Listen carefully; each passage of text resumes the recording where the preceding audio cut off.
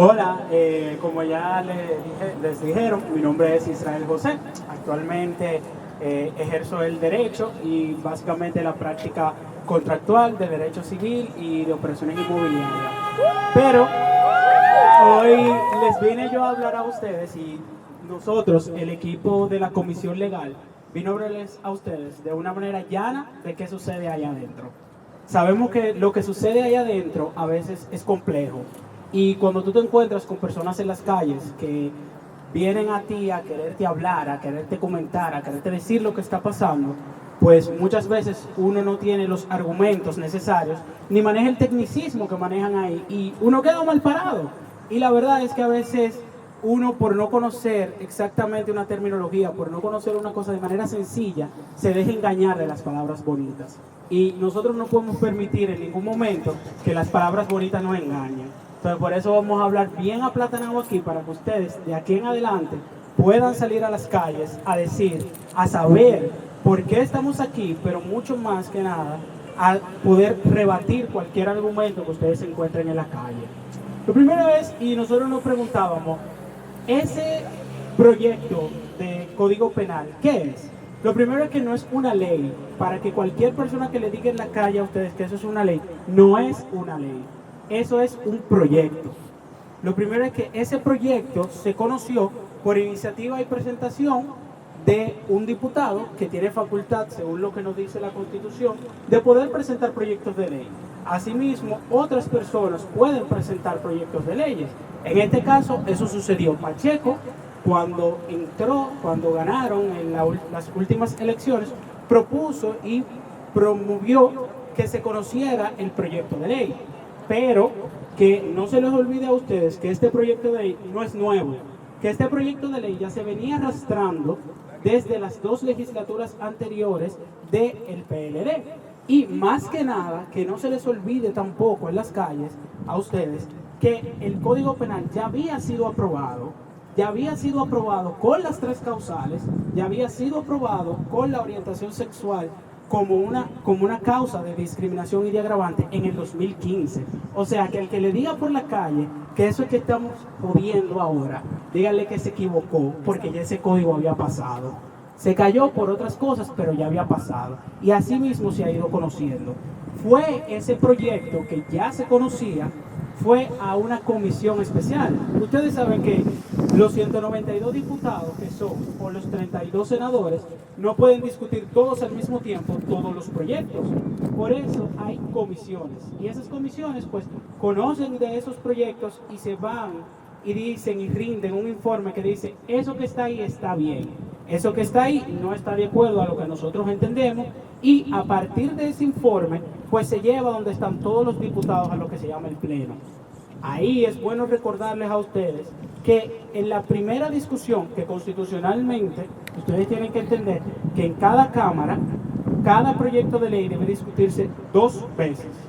Y en la primera discusión, donde vino el informe favorable, donde se conoció y se discutió todo lo que había pasado, la orientación sexual como agravante a los crímenes de odio, al homicidio, estaba, y nadie la reclamó ni nadie la recriminó.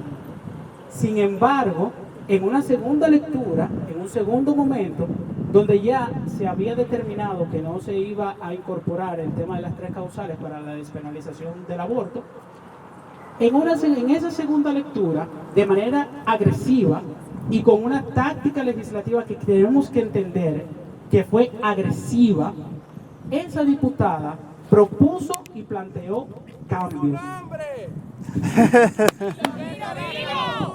Que no me lo sé, señores. Isabel de la Cruz. Bueno, pues vamos a repetirlo. Isabel de la Cruz, en esa segunda lectura, propuso de manera agresiva la eliminación de esos conceptos que ya, señores, yo quiero que ustedes sepan, habían pasado 2 discusiones del PLD, había pasado la discusión de la comisión, había pasado la primera lectura, y cuando lo introduce, cuando no hay tiempo de discutirlo, cuando no hay tiempo de que realmente la opinión pública, que nosotros como ciudadanía pudiéramos decirlo, es que eso no va. Y yo sé que eso, dentro de muchos de nosotros, fue lo que causó indignación y es lo que causa que nosotros digamos y nos cuestionemos, pero ¿qué es lo que está pasando por la cabeza de los legisladores? Y que nosotros digamos, es que no se puede así. Van a legislar toda la vida sacando las cosas. Van a legislar bajo la falsa esperanza de, sí, hay que darle rápido a eso, pero proyectos de trocha y mocha. Entonces, ahí estamos actualmente. Cuando ese código pasa de un ala a la otra del Senado, que pasa a la Cámara de Senadores, entonces es donde nos encontramos ahora que, a pesar de la buena noticia que nos comunicó Dominic, que en esta legislatura, que es el proyecto que se tiene, que es el espacio temporal que se tiene para conocer las leyes, no se va a conocer y eso va a permitir que se discuta. Eso, aunque es una victoria a corto plazo, no es una victoria a largo plazo, porque esa discusión que pasó todavía va a seguir pasando, porque Isabel de la Cruz todavía es diputada, porque esos diputados conservadores que están ahí y esos senadores conservadores que están ahí todavía están ahí, porque esas personas que todavía hacen lobby están ahí y se podrán ir, pero le quedan 4 años todavía y son personas, le quedan 3, pero son personas que todavía pueden decidir sobre el futuro de nosotros y nosotros no lo podemos dejar. Y ahí es donde debemos discutir y ahí es donde debemos conocer por qué este proyecto de ley a nosotros nos afecta. Gracias, Israel. Sí, se van. Yo soy Joey Núñez, como le dijo mi querida sobrina Andrés, que está por ahí. Nada, yo soy también abogado en ejercicio y activista. Entonces, Israel está introduciendo qué es lo que ha venido pasando, o sea, qué fue lo que pasó, dónde estamos hoy. Nosotros en la charla conversatoria de hoy queremos responderle como preguntas claves, que ustedes se puedan ir con un conocimiento básico. Y si nos ven por ahí y tienen más preguntas, nos la pueden hacer. Entonces, la pregunta primordial que uno se hace cuando estamos ahora inmersos en una lucha activista de la comunidad LGBT sobre un código penal es si realmente esto es tan importante así. O sea, ¿por qué el código penal nos debe importar tanto a nosotros, a la comunidad? Mucha gente piensa que el código penal es un tema de regular delincuencia. O sea, ahí lo que dice es, si tú matas a una gente, coge cárcel, si tú no vas a coger cárcel. Pero ¿por qué afecta tanto a la comunidad LGBT? Para respondernos a esa pregunta, tenemos que respondernos una pregunta primero. ¿Qué es lo que busca realmente un código penal? No es nada más establecer las penas de los crímenes que se pudieran cometer en sociedad. El código penal es una herramienta esencial en regular la convivencia social, o sea, del país completo. Es una parte del engranaje de ese contrato social que todos firmamos sin quererlo, sencillamente por vivir aquí en este país. Nosotros todos, al ser ciudadanos, nos acogemos a las leyes que aprueba nuestro gobierno y acordamos implícitamente vivir de acuerdo a esas reglas. Entonces, el código, en materia criminal, o sea, una ley que regula, y más en este país que funcionamos atentos a códigos, leyes orgánicas que regulan toda una rama del derecho, el derecho penal, en lo que es las distintas ramas del derecho, desde cierto punto de vista, informa lo que es la actitud moral de la sociedad. O sea, si ustedes piensan en lo que está bien y lo que está mal, qué se puede, qué no se puede, no vamos a hablar del Código Civil y los contratos, no vamos a hablar del Código de Trabajo, que es las relaciones laborales, vamos a hablar del Código Penal. ¿Qué es lo que yo puedo hacer en la calle? ¿Qué es lo que no puedo hacer? ¿Y por qué me cogen preso?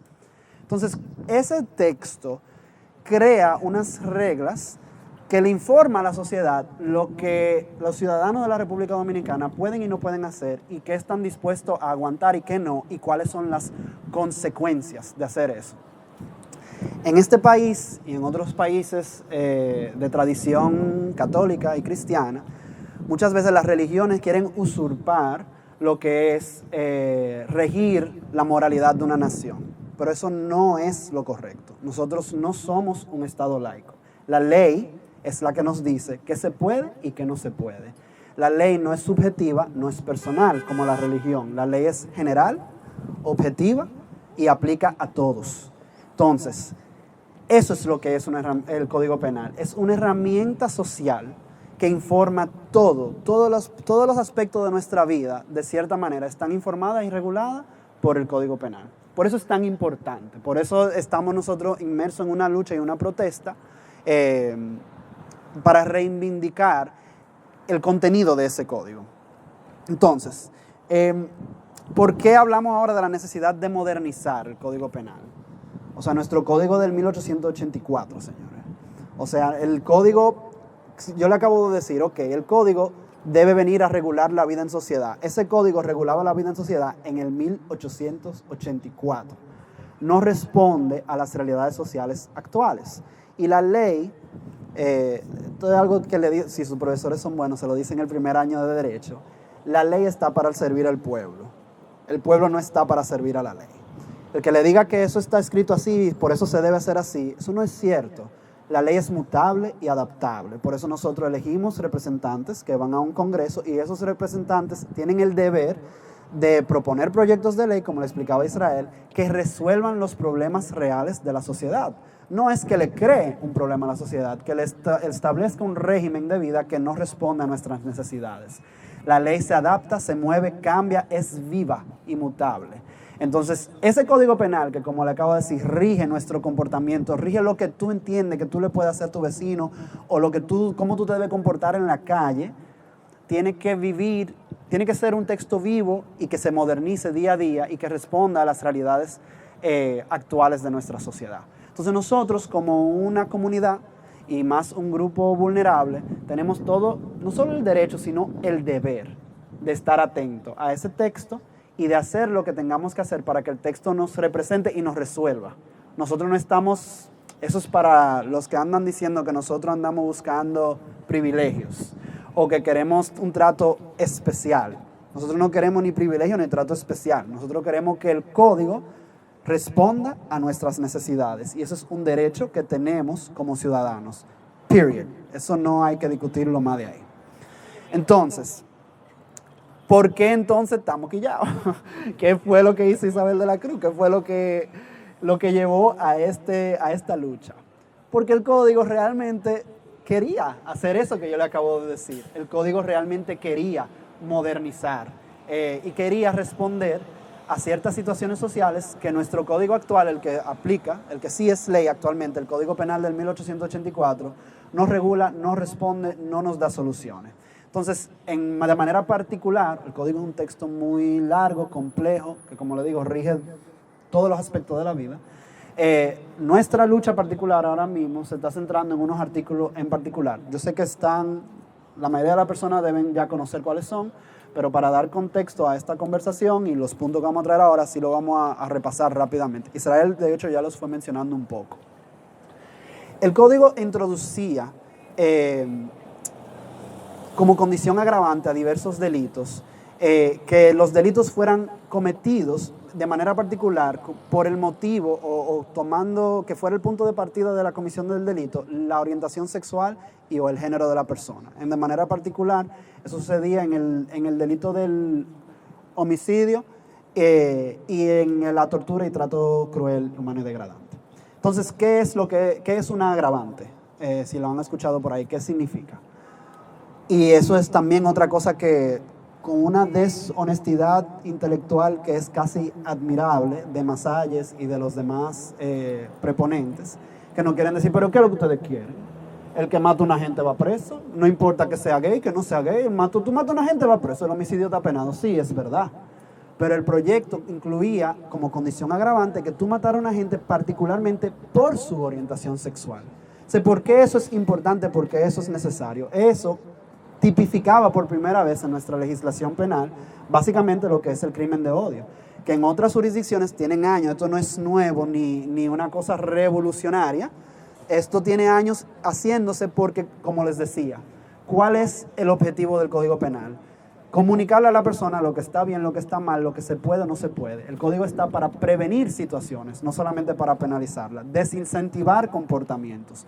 Entonces, cuando tú tienes un grupo vulnerable, minoritario, como la comunidad LGBT, que sufre agresiones de una manera particular, tú quieres mandarle un mensaje a la población, mira, eso está particularmente penado. En términos llanos, el homicidio está penado con 20 a 30 años de cárcel, pero si llega con una situación agravante, son 40 que tú llevas.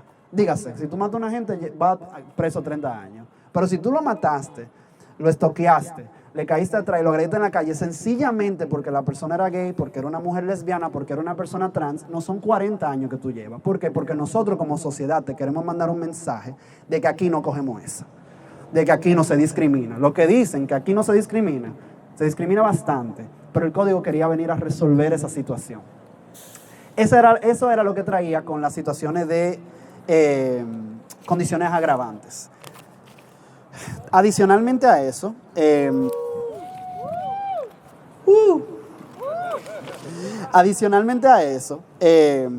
está la situación que más ha dado de qué hablar con respecto a la discriminación, que es lo que estamos cansados de hablar aquí. El cambio ahí era palpable y muy, muy real. La discriminación ahora mismo no está tipificada en el Código Penal actual. O sea, discriminar no es un delito penalizado. Entonces, este código sí tipifica la discriminación. ¿Qué significa eso? Porque también otra parte de esa deshonestidad intelectual de lo que le hablaba es que le dicen, señores, ahí está la Constitución, o sea, y de eso vamos a abundar un poco más adelante, pero ahí está la Constitución y no se puede discriminar por la Constitución que más ustedes quieren. El Código Penal, es verdad que tú no me debes discriminar, yo tengo un derecho humano fundamental, pero el Código Penal te daba responsabilidad penal. Eso quiere decir, mi hermano, usted va preso. O sea, usted por discriminarme a mí va preso. No es que yo lo puedo demandar y pedirle no sé cuántos millones, no. Es que tú vas a la cárcel. Y eso es, privar a una persona de libertad es la penalidad más grande que nosotros como sociedad le damos a la persona. Aquí no hay pena de muerte. Entonces el mensaje que eso envía, cuando tú incluyes eso como un tipo penal en el texto penal, es que nosotros como sociedad consideramos que la discriminación es tan grave que tú puedes perder tu libertad por eso. Entonces, la discriminación está tipificada, está ahí en el Código Penal. Y de manera particular, el proyecto de ley, antes de ser modificado por la diputada, la nombrada Isabel de la Cruz, incluía de manera expresa que si tú discriminar, ¿qué significa? Cuando tú tratas a una persona distinta, o sea, lo que tú tratas a las demás personas, sin una causa justa. No siempre hay discriminación por un trato distinto. Tú le puedes dar a una persona, por ejemplo, con discapacidad, tú le puedes dar un trato preferencial. Y tú le abres puertas que quizá no le abre a otra persona, pero eso no es discriminar a la otra persona. Tú estás ahí equiparando una situación de desigualdad y hay un trato distinto, pero no es injusta. Discriminar es cuando tú sin razón o por una razón inválida le das un trato distinto. Y entre las listas de las cosas que dice el Código Penal, están todo lo clásico, obviamente. Tú no puedes discriminar por raza, por religión, por sexo, por nacionalidad. Y por primera vez estaba de manera expresa orientación sexual y género. Dígase, tipificado, tal cual, blanco y negro en la ley, que si tú a una persona por ser gay, por ser lesbiana, por ser trans, tú la tratas de manera vejatoria, tú puedes ir preso. Tan sencillo como eso. Y eso realmente era una modernización y representaría para nosotros como comunidad un avance que es casi inmedible, señores. Y no es porque eso quiere decir que ustedes cada vez que alguien lo discriminaba iban a iniciar una acción penal y iba a caer gente presa a diestra y siniestra. No es eso. Es que, como le decía, el Código Penal es más de ahí. Es una herramienta que manda un mensaje a la sociedad. El hecho de que el texto estuviera ahí, solamente con que el texto estuviera ahí, se le dice a la sociedad dominicana, aquí las cosas están cambiando. Eso representaba esa modernización. Ojalá se hubiera quedado así y lo hubiésemos aprobado así. Pero esa no es la situación. Como les comentaba Israel, de manera agresiva, con una táctica legislativa, se introdujeron esos cambios a último momento. Un texto, señores, que tenía años, consensuado, aprobado, nadie estaba mirando para allá. Bueno, ustedes saben, todo el que estaba atento a la noticia, lo que estábamos hablando aquí era 3 causales. Y eso era la noticia del Código Penal. Esto ni siquiera se había tocado hasta que llegó estos cambios. Entonces, esos cambios realmente son tan graves. O sea, estamos haciendo show nosotros, de verdad, como ellos están diciendo. Estamos exagerando y de showceras, como solemos ser nosotros. La verdad es que no. Esa es la pregunta esencial que nosotros le queremos responder en este conversatorio. Israel y yo esperamos que se vayan con esa respuesta de aquí. Entonces, déjenme mirar mi papelito de un pronto, para que no se me escape nada.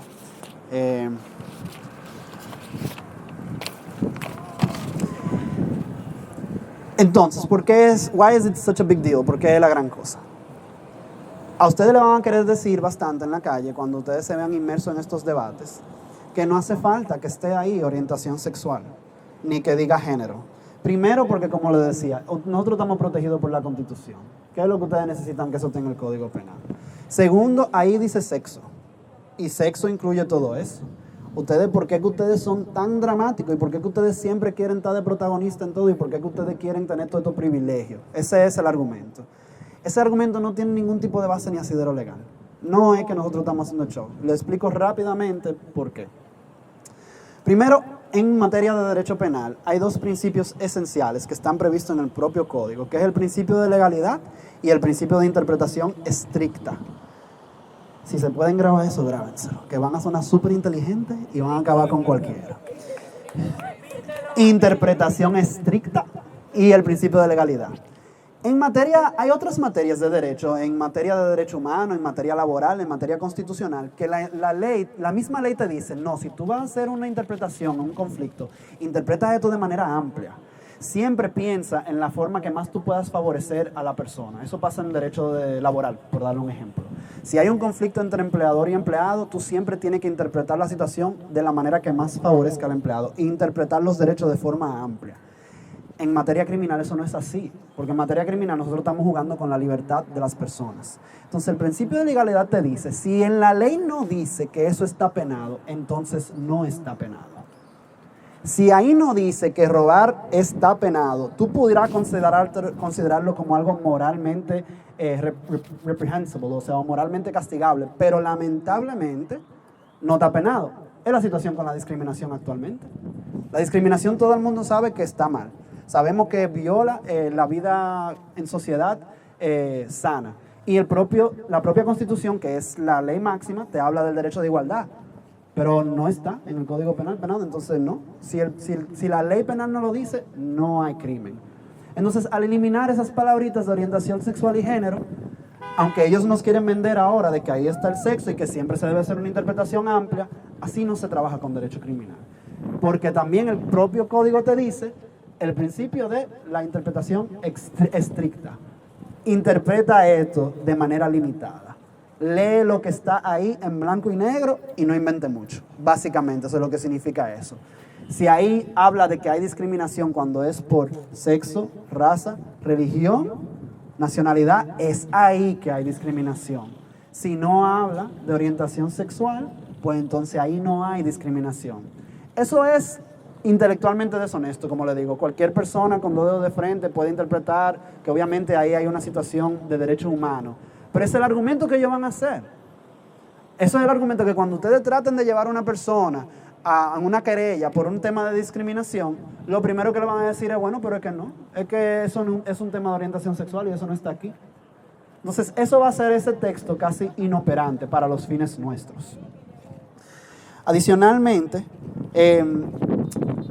le pueden hablar de que eso, al ser nosotros un grupo minoritario, no hace falta que se ponga de manera expresa ahí, que es una ley orgánica que debe responder a intereses generales.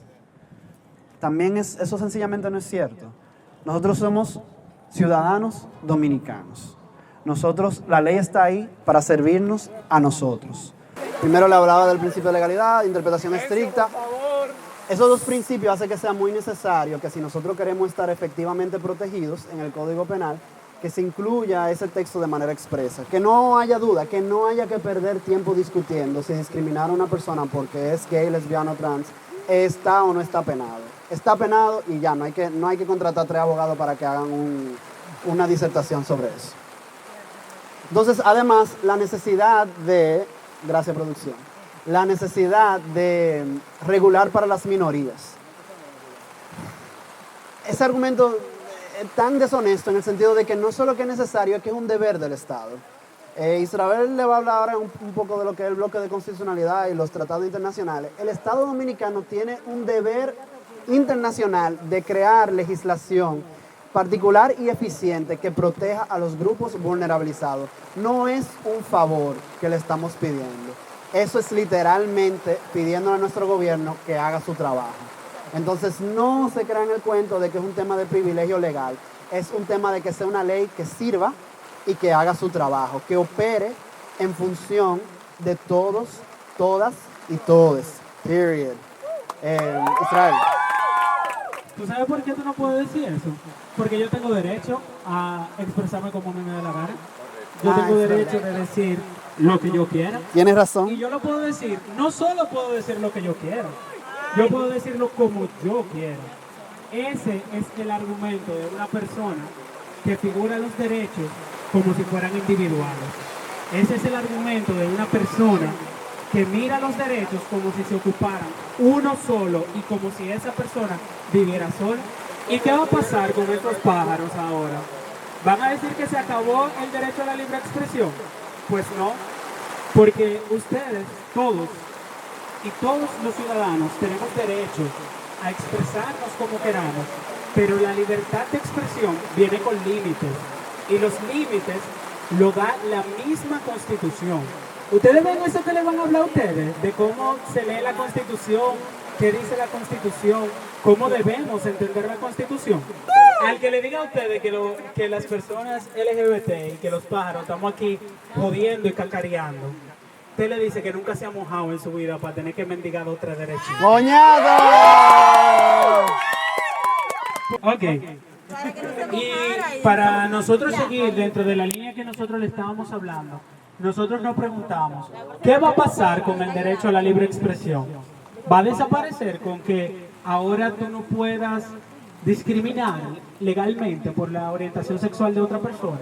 Pues a esa persona que a ustedes le plantee eso, usted le dice inmediatamente, léete el párrafo del artículo 49 de la Constitución. Tú te lo vas a leer porque el mismo párrafo del artículo 49 te dice que la libertad de expresión tiene un límite, y el límite son los derechos fundamentales de aquel que le llega el mensaje y de aquel que es objeto de ese mensaje. El límite es que ese mensaje que tú emites no puede ir en detrimento al honor personal de nosotros, no puede ir en detrimento a un grupo, no puede ir en detrimento de un sector de la sociedad, porque inmediatamente un mensaje es emitido y afecta a un grupo de ciudadanos, ya no es un mensaje de libre expresión, se convierte y se transforma en un mensaje de odio, porque aquel mensaje que cualquiera de ustedes los incite a minorizar sus derechos no es libre expresión, porque la libre expresión no es individual.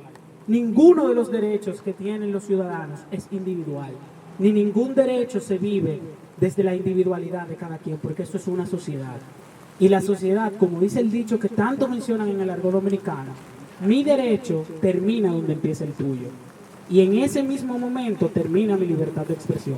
Y ustedes se dirán, ¿y cuál es la importancia de la libertad de expresión?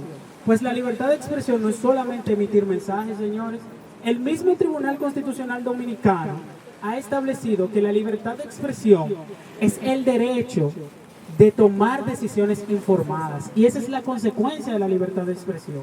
O sea que mi libertad de expresión no puede irradiar desinformación deliberadamente. No puede irradiar y confundir que una parafilia es orientación sexual. A decir que hay 112 géneros. Porque el que le diga eso a ustedes, dígale que eso es mentira. Tranquilo, chilling, porque si ellos tienen la cachaza de poder decir ahí, sin temor a juzgar la información, a decir lo que ellos quieren, pues nosotros también tenemos que decirlo. Y ustedes saben cuál es la gran conclusión de la libertad de expresión. Que usted puede odiar, eso es verdad. Odie, usted puede odiar todo lo que usted quiera. Usted puede ser insensible todo lo que usted quiera. Pero usted no tiene derecho de mandar a la sociedad ese mensaje. Porque el odio es interno y la comunicación es externa y afecta a la sociedad. La discriminación nunca puede ser objeto de un discurso. Y eso es algo que ustedes se tienen que llevar de aquí. Tú puedes odiar, pero cuando lo emites ya no estás odiando para ti. Estás odiando para minorizar la sociedad y estás odiando para hacer que un grupo de personas se sienta menos en esta sociedad que estamos todos obligados a vivir. Porque si fuera por nosotros, ninguno viviéramos en una sociedad con ese tipo de personas. No es que ellos nos expulsaran a nosotros de la sociedad, es que si tuviéramos la oportunidad, nosotros los expulsáramos a ellos de nuestra sociedad y viviéramos bajo nuestras propias normas. Pero no se puede. Y si nosotros los soportamos a ellos que se agachen y nos soporten. Y ahí viene el segundo tema, que es muy importante que ustedes se lleven de aquí. Nosotros decimos, pero la libertad de expresión en ese proyecto, con esas modificaciones que quitaron, ¿agregaron algo? ¿Pero y qué fue lo que agregaron?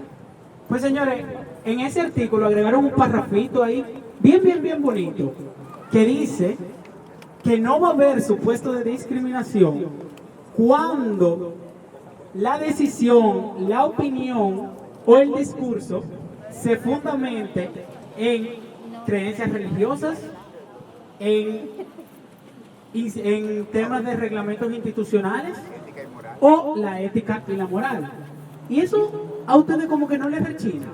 O sea, cada vez tenemos que vivir en sociedad con este tipo de personas, cada vez tenemos que compartir con ellos, y ahora tú me estás diciendo que sí, yo lo puedo decir, pero simplemente yo me puedo escudar para que no haya discriminación en algo personal, en una objeción de conciencia.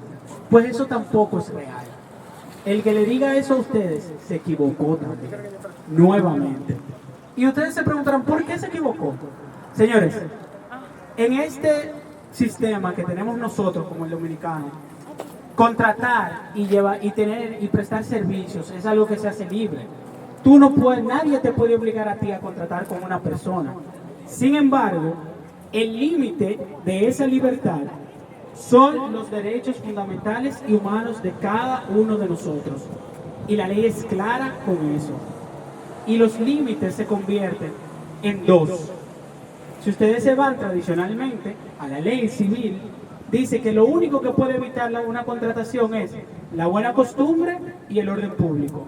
Y cuando ustedes escuchen esos términos, a ustedes les dirán, pero orden público suena como que es algo que hay, algo que existe, es una ley, es algo y suena como algo palpable. Pero buenas costumbres suena a lo que a mí me da la gana de entender que son mis propios valores. Entonces, los ordenamientos, todos los ordenamientos del mundo, cada vez se evocan más y se tornan más a eliminar el concepto de buenas costumbres como un límite a la libertad de contratar. Porque es un concepto subjetivo que no tiene de dónde sustentar una decisión. Y se volca más hacia determinar esos conceptos de ese famoso y determinado orden público, porque el orden público es determinable. Son factores objetivos, que el día que yo no te quiera prestar un servicio y yo me sustente en un factor objetivo, entonces yo no cometí un acto de discriminación. Yo no cometí un acto de discriminación. Y ahí es donde ustedes tienen que ir y enfocarse con ese parrafito. Y desde ese enfoque es que debemos leer ese párrafo. Desde el enfoque que el ordenamiento dominicano, si se pretende modernizar, no puede estar instituyendo figuras que cada vez el mundo se volca a eliminar. Porque no podemos permitir que un servicio se nos niegue porque alguien nos diga que va contra su religión. No podemos permitir que una persona no nos dé un servicio esencial como el de salud, como el de educación, inclusive hasta como la asociación, porque se lo prohíbe su propio culto, porque eso no es un factor objetivo. Y en esta sociedad las decisiones no se toman individuales. Los derechos, vuelvo y les repito, como les dije en el de la libertad de expresión, no viven solos. Los derechos viven también en sociedad y todos sus derechos tienen que convivir con todos los derechos de los intolerantes. Y entonces ellos no pueden aplastarnos a nosotros, ni pueden aplastar a nadie. Y yo les voy a poner un ejemplo muy práctico de Colombia. Si en un trabajo, y sucedió que lo falló la Corte colombiana, la Corte Constitucional colombiana, se hizo una evaluación y en el periódico se publicó, nosotros necesitamos una persona para laborar.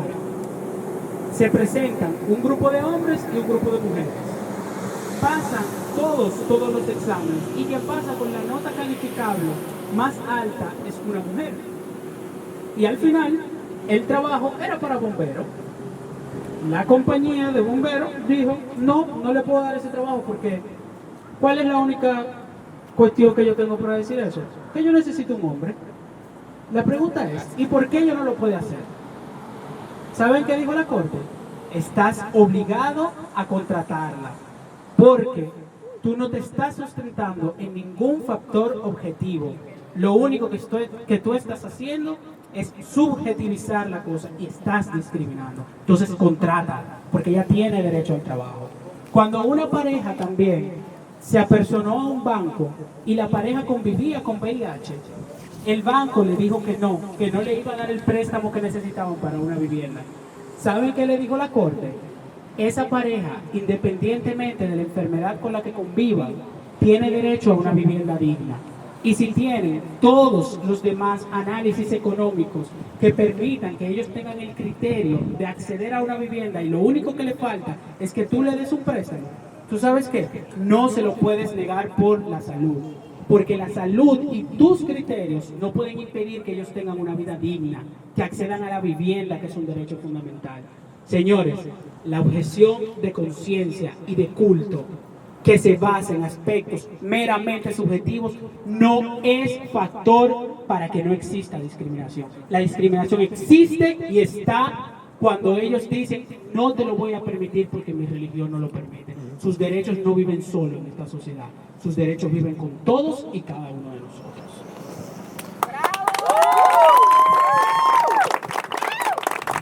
Y abundando sobre ese punto de la objeción de conciencia, encima de que crea unas situaciones prácticas que hace la convivencia en sociedad tan pero tan difícil, y no la convivencia solo, sino nuestro derecho de desarrollarnos libremente en sociedad, encima hace inoperante el Código Penal.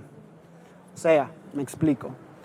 No sé si alguno de ustedes ha tenido la dicha o la desdicha de tener procesos o contactos con el sistema judicial penal de la República Dominicana. Es muy, muy precario.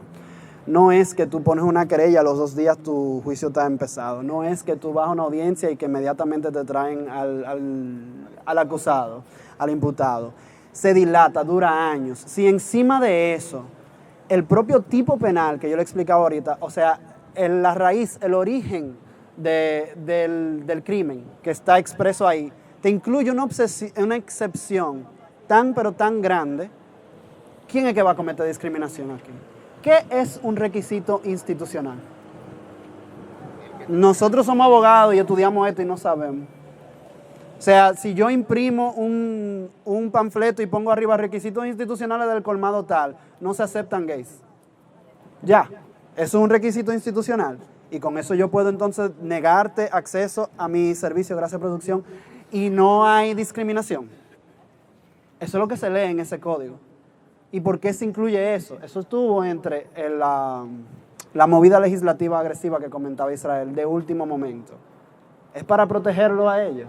No busca ningún fin social para todo el mundo. No busca tipificar un crimen, no busca ayudar a la convivencia sana y pacífica entre los diferentes sectores de la sociedad. Busca sencillamente e irónicamente darle privilegios a ellos, a los que nos quieren discriminar. Y es tan, pero tan así, que ese párrafo no se incluye nada más en el artículo de discriminación. Se incluye también en el artículo de trato cruel. Es decir, tú puedes a una persona afectarle su estabilidad emocional, agredirle de manera psíquica o psicológica, causarle malestar, sentimiento de inferioridad, que se sienta menos persona, menos ciudadano. But it's okay si tú lo haces porque tu religión te decía que tú lo podías hacer. Eso no resiste un análisis lógico, mucho menos un análisis legal. Y ese es el código que quieren pasar. Bueno, querían pasar, Dominic, ¿verdad? Porque ya eso no se va a dar.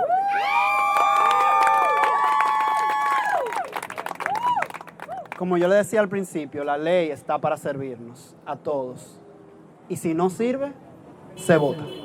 Y ese proyecto, en esas condiciones, no sirve. Ni para ellos, ni para nosotros, ni ноsotres, ni para nada. Me estoy acostumbrando, María, le voy a llegar. Ni para nadie. Se va a aprobar y como tantas leyes en este paisito tan precario, va a ser letra muerta. No vamos a lograr hacer nada y vamos a seguir creando situaciones de desigualdad y de privilegios para un grupito. Y ya está bueno. Y ahí nosotros vamos a la última parte. ¿Y ahora qué? ¿Qué nos toca a nosotros? Ya escuchamos, ya tenemos herramientas jurídicas para darle a cualquiera una pela de lengua bien aplatanada. Y si no nos llaman, Y si no nos llaman. Cobramos. Ahí tiene el correo, ahí el tiquecito. hay descuento para todo el mundo. Y ustedes se preguntarán, ¿y ahora qué viene? ¿Qué va a pasar? Nos han recibido hoy con la excelente noticia de que hemos logrado una meta a corto plazo, una gran meta a corto plazo. Y es que ese proyecto no se ha conocido en la Cámara del Senado a vapor, no se ha conocido rápido, no se ha conocido de hoy para mañana, y que no pase como está, sino que sea sometido en una siguiente legislatura para que sea estudiado. Pero ojo, no va a dejar de conocerse. Y el objetivo de este movimiento, así como el movimiento de cualquier minoría, de cualquier grupo social, no es que no se promulgue la ley. También van a usar ese discurso contra ustedes. Ahí andan los LGBT que no quieren que se promulgue el código, que quieren que tengamos el mismo código viejo. Mentira. Porque un código no puede ser moderno si no reconoce las situaciones sociales que se viven en el día a día en la sociedad. Inclusive, un código es viejo el día que se promulga, porque las situaciones que regula son las situaciones fruto de 3 años que eso duró en discusión, y en esos 3 años la sociedad evolucionó. Ahora, ¿qué nos queda? Estar vigilantes, participar, volver a las mesas de trabajo de manera más intensa, seguir organizándonos como nos estamos organizando ahora, seguir, ver cuál es el deber que nos toca a cada uno de nosotros, porque si exigimos derechos, también tenemos que tener y bien claro que nosotros debemos cumplir con nuestros deberes. Y si nosotros tenemos el privilegio de acceder a educación lo que podamos, tenemos el derecho de venir, tenemos el privilegio de poder venir aquí, de manifestarnos, ese es nuestro deber, eso es lo que toca. Toca que le escribamos a cada uno de esos diputados diciéndoles, ustedes no nos van a pisotear. Toca salir a apoyar a esos diputados que son aliados de las causas justas. Toca escribirle a esos senadores que también apoyan causas justas. Organizarnos y mantenernos atentos. Seguir las redes de RDs de todos, seguir quiénes son los coordinadores generales, aportar a través de las comisiones cada vez que podamos, porque eso es lo que nos toca a nosotros como sociedad civil, prepararnos, porque esta no es nuestra primera batalla, no va a ser la última tampoco. Ahí vienen, como dijo Dominic, muchos proyectos de leyes que necesitan que nosotros estemos velando y que estemos atentos a cualquier cosa. Viene el proyecto de Código Civil que regula un tema esencial para nosotros, que es la regulación de uniones de parejas del mismo sexo, a través de cualquier vehículo jurídico que se utilice. Viene la ley de participación ciudadana, viene la ley de no discriminación. Entonces, esas leyes necesitan que estemos atentos. Esas leyes necesitan que nosotros vengamos con otro término muy lindo que anda por ahí, que es el bloque de constitucionalidad.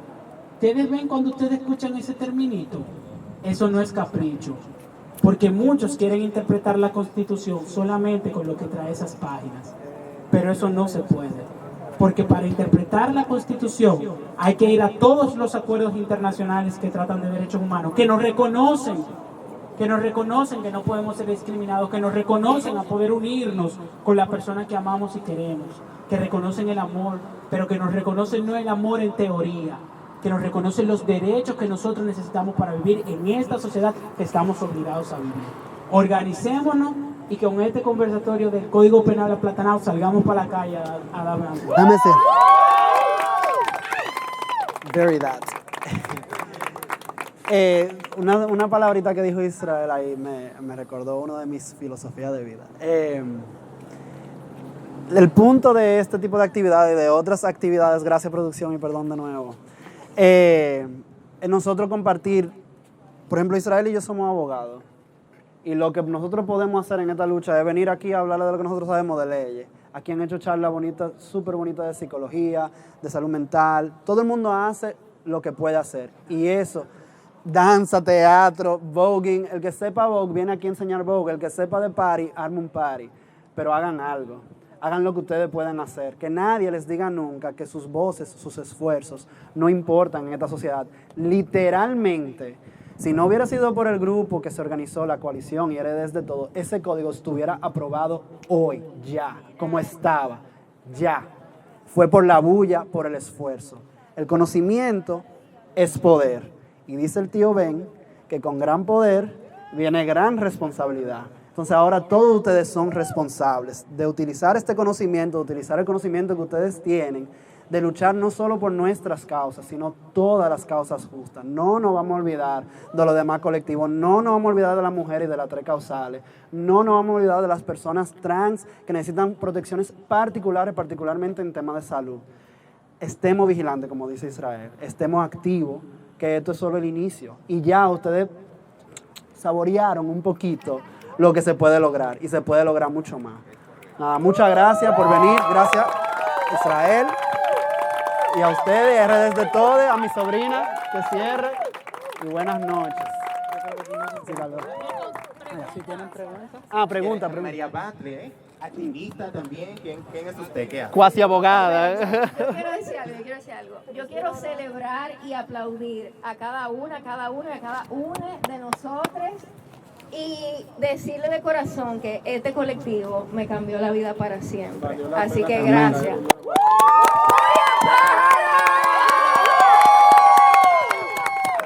Bien, entonces este es el momento. Agradecemos a nuestros compañeros panelistas por esta excelente resumen, ¿no?, de lo que es el Código Penal aplatanado, para que todos, todas y todos entendamos perfectamente por qué estamos aquí, qué ha pasado, qué hemos estado haciendo y qué vamos a continuar haciendo. En estos momentos, si tienen preguntas, por favor, pueden levantar la mano para o dar un paso al frente, para que por favor entonces ellos puedan responder. Le decimos, antes de iniciar la ronda de preguntas y respuestas, que nos sigan en nuestras redes sociales, RD es de Todes, tanto en Instagram como en Twitter. Comenten, compartan, den like, y follow por y supuesto, compartan. claro, And subscribe. hay que continuar sumando a esta gran comunidad. Buenas, bien, mi nombre es María Magdalena, soy casi trabajadora social. Entonces, una pregunta es... Gracias. Gracias. El proceso de demanda no es tan fácil, o una denuncia, porque veo también algunos twitters de personas dinosaurias realmente, y con poca materia gris, literal, como son Damaris Patrocinio, Masalles, Melanie, no sé qué, diciendo que con este privilegio, supuestamente, nosotros vamos a buscar como que, me van a decir maricón y por ahí yo voy a poner una denuncia y ya vamos a estar todos presos. Eso es mentira también. Entonces, ver realmente que hay discriminación con un caso reciente que pasó, que un hermano a otro le dio un machetazo y mientras más machetazo le daba decía mariconazo, por mariconazo te lo doy. Entonces, eso, lleno de, el Twitter lleno, el Instagram también, de personas diciendo como que con este código penal, con lo que buscamos, que es realmente la verdad, vamos a tener como esa posibilidad de decirle a cualquiera, ya tú vas a estar juzgado o preso por cualquier cosa. Me imagino que no es así. Muy buena pregunta. Te respondo como en 2 partes. No es así, como tú dices. Y de hecho aquí, aunque no hay mucha costumbre, el ejercicio legal profesional también está regulado. Y tú proponer una demanda sin méritos puede traerle consecuencias legales al abogado y a la persona que también pone la demanda. O sea, tú puedes caer tú presa y además estar condenado en daño y perjuicio por el daño provocado a la otra persona. Eso por un lado. Y por otro lado, es muy difícil. Poner una denuncia que pasa a ser querella, que te asignen un fiscal o un defensor público, que el defensor público vaya a tu caso. Los procesos penales duran años sin necesidad porque el sistema penal es muy precario. hago una aclaración ahí, porque entonces no, como que no me quiero contradecir. O sea, entonces pues si es tan disparatoso, ¿y para qué sirve? ¿Para qué que estamos jodiendo tanto? Miren, como abogado, yo le puedo decir en el ejercicio profesional, no es lo mismo tú decirle a una persona, mira, te voy a demandar, te voy a llevar a los tribunales, me vas a tener que pagar todo ese dinero, demándame. A tú que decirle, mira, va preso. El espectro, la amenaza de una responsabilidad penal cumple su cometido, lo que le explicaba al principio, que es prevenir, disuadir. O sea, no es nada más. Ella lo que está asustada. ¿Tú la ves que está revolteada? Eso mismo es lo que yo quiero. Que lo piense 2, 3, 4 y 5 veces antes de tener una actitud discriminatoria. Y eso es lo que logra el Código Penal ahí. Mi nombre es José. La pregunta que yo tengo es la siguiente.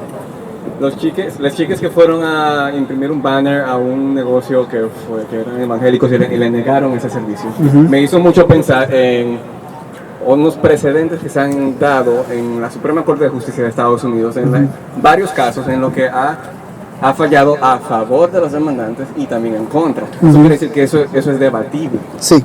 ¿Cómo entonces se podría argumentar de manera firme y clara de que es discriminación? No sé si me doy a entender. Sí. Sí, antes de yo responder, aclarar que ese caso que fue con los servidores LGBT de Dios, nosotros intervenimos en ese caso junto al Observatorio Nacional de Derechos Humanos y logramos resolverlo en conciliación. Es decir, las personas de la imprenta dieron primero una excusa verbal y lo cual dijimos, bueno, pónganoslo por escrito. Y entonces eso se resolvió. Ellos hicieron el banner, dieron una carta sellada y firmada con su RNC por escrito, pidiendo disculpas y que eso no iba a volver a suceder y explicando que en ese momento lo hicieron porque como ellos eran cristianos y el banner decía como la iglesia me cerró la puerta pero Cristo me abrió su corazón, ellos entendían que era un ataque directo a su fe. Pero sí, se logró conciliar y fue favorable, aunque no llegó a corte, pero en conciliación sí se resolvió. Gracias, Dominique. Gracias. Bueno, en esos casos son los casos donde veríamos la materialización de lo que es la discriminación. Lo primero es que debemos hacer una diferenciación puntual, y es que el sistema por el cual se rigen los derechos en los Estados Unidos, aunque parecieran casos similares, es un sistema distinto al que rige en la República Dominicana. Allá tienen un sistema de regirse por precedentes para ciertas cosas y nosotros tenemos un sistema legal. Lo que dice la ley es lo que se debe aplicar. No aplicamos solamente los precedentes constitucionales, los precedentes de las altas cortes, al menos que vengan del Tribunal Constitucional. Esos precedentes son obligatorios. Y lo segundo que tenemos que aclarar es el marco en el que se enfrascaron esas demandas. En esas demandas se enfrascaron en un marco civil, no necesariamente en el marco penal. ¿Y qué sucede en el marco civil? Hay que analizar varias situaciones. Lo primero es la esencialidad del servicio. No es lo mismo que te nieguen un servicio que es esencial, como el servicio a la salud o a la educación, como que te nieguen la prestación de un servicio que no es esencial y que tú puedes adquirir en otros espacios, como por ejemplo el banner. Ahora, ¿qué sucede? Es el caso del bizcocho del panadero. Lo puse para traerlo aquí a la esfera del banner y para que ustedes lo puedan entender. Entonces, ¿ahí qué sucede? Volvemos a lo que yo les dije a ustedes. Si nos vamos a cómo se analizan los criterios, cada vez el derecho tiende a dejar de subjetivizar las cosas y objetivizarlas. Si tú no me brindas el servicio, debes de responder por una razón objetiva. No te brindo el servicio, ¿por qué? No porque no me da la gana. No te lo brindo porque tú no me puedes pagar. O sea, no hay retribución, no va a haber contrato, por eso no te brindo el servicio. Es algo lógico. Ahora, cuando yo te digo simplemente porque no me da la gana, entonces ya ahí el juez pondera a qué se debe eso y pondera si va o no va. En el caso de los Estados Unidos, y ahí conecto con la primera parte, recuérdense que al tener un sistema que es de jurisprudencia, cada juez lo interpreta de cierta manera.